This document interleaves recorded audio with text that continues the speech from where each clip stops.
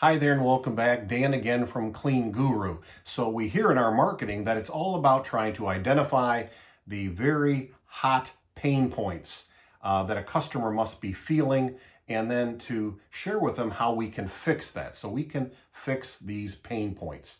And that's kind of the big message. That makes a lot of sense. I agree with that.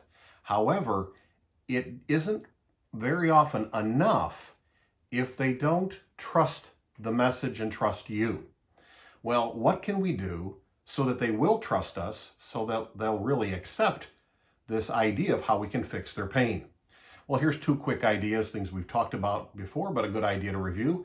Number one, tell them the specific way you're going to address it. So for example, if they say, listen, one of my big pains is they start out great cleaning, cleaning companies, but then after a couple of weeks, they're putting in half the hours.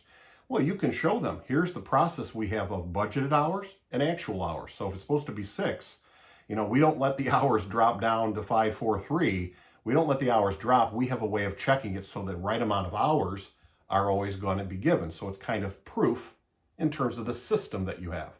That helps build trust. The second way is social proof. So if you can say, listen, we clean 2 buildings not too far from you. I'd like to give you their name and phone number. They've agreed to let you talk to them.